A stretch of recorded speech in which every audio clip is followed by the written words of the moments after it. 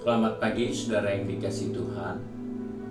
Kita jumpa lagi dalam renungan pagi GPD Bethesda Makassar. Baik, pagi ini saya akan baca dari buku Ibrani pasal 4 ayat 12 yang berkata sebagai berikut. Sebab firman Allah hidup dan kuat dan lebih tajam daripada pedang bermata dua manapun. Ia menusuk amat dalam sampai memisahkan jiwa dan roh, sendi-sendi dan sumsum. Ia sanggup membedakan pertimbangan dan pikiran hati kita. Puji Tuhan, di sini kita menemukan suatu ungkapan firman Allah untuk kita orang-orang percaya, agar kita paham apa yang dimaksudkan dalam buku Ibrani 4 ayat 12 ini.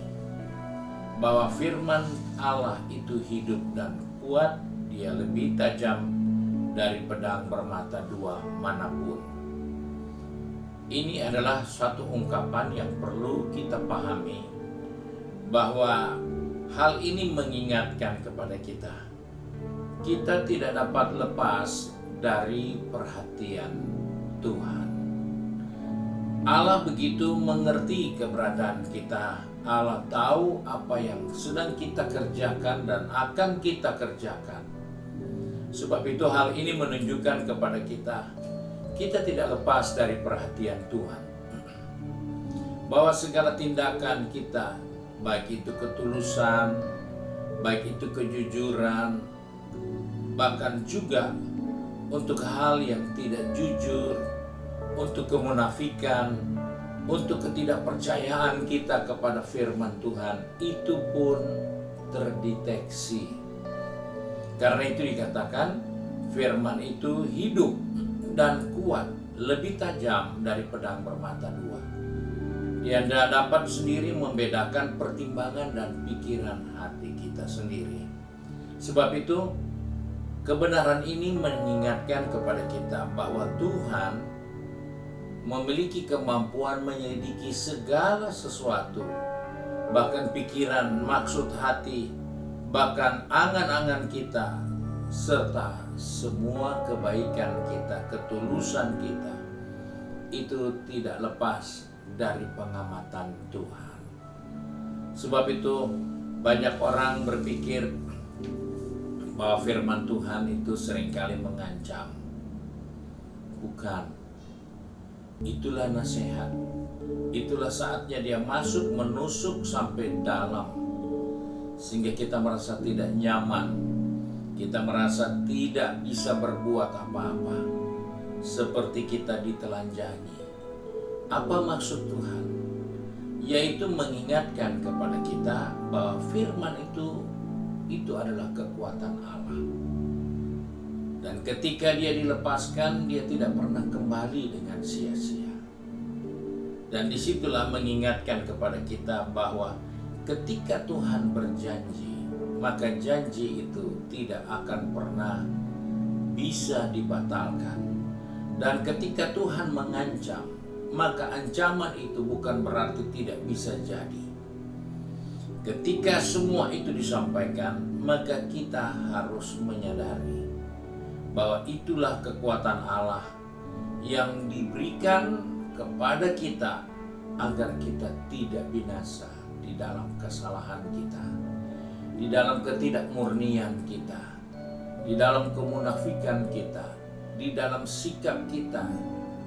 Allah ingatkan hal itu melalui kebenaran firman Tuhan, supaya kita berubah. Banyak terjadi dalam Alkitab. Niniwe bertobat hanya karena firman yang diingatkan oleh Yunus untuk penduduk Niniwe. Kalau mereka tidak bertobat, mereka akan selesai. Mereka akan menerima hukuman. Tetapi kita menemukan, walaupun Niniwe harus dijalani 3 hari, 3 malam untuk dijangkau seluruhnya, tapi Yunus hanya sehari saja. Apa maksud hati Yunus? Yunus berpikir, saya akan lihat sebagian kota ini akan binasa dengan dosa mereka.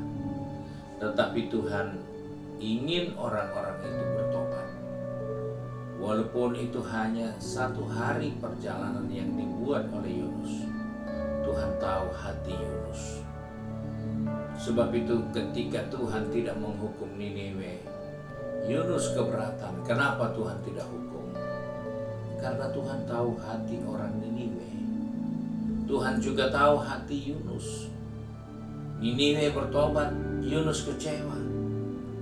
Sebab itu kita sebagai orang percaya, kita harus ingat bahwa firman Tuhan itu bukan untuk merusak, membinasakan kita, tapi untuk memberi teguran, memberikan nasihat. Karena Dia Maha Tahu. Dia bisa bedakan sumsum dengan tulang. Begitu kuat kemampuan firman. Sebab itu kita seringkali melihat ada orang-orang yang rasanya tidak pantas ada di gereja. Karena sifatnya, karena perbuatannya. Tidak perlu itu mengganggu kita. Karena Tuhan dengan firman-Nya punya kekuatan untuk menembus segala hidup manusia, segala macam motivasi manusia. Dia mampu menjangkaunya. Dan Dia mengingatkan kepada kita, firman itu jika ditaatinya, Dia akan membawa kita kepada keselamatan. Tapi jika kita tidak mentaatinya, maka pasti cepat atau lambat kita akan binasa. Karena firman itu tidak kembali dengan sia-sia. Kiranya Tuhan menolong kita mengambil tempat yang terbaik dalam kehidupan ini, menyadari bahwa firman itu akan mengungkapkan hal-hal yang tersembunyi dalam hati kita. Apa yang terjadi, yang kita sudah dengar tadi di Niniwe, ada banyak orang jahat, tapi semua bisa berubah karena kekuatan firman itu. Mari kita satu dalam doa.